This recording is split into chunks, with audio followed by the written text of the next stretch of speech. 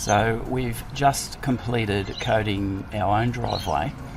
and just a couple of points to make when tackling a job is just spend 15-20 minutes, half an hour, get a pen and paper and plan a couple of things that you're going to need, like the accessories,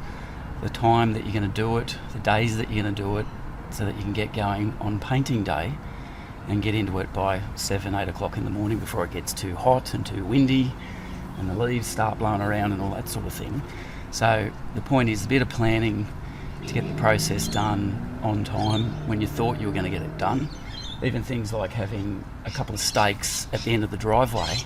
to put the caution tape so that people don't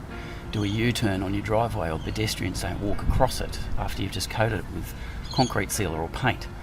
So planning, and the chances are you'll get the job done in a timely manner.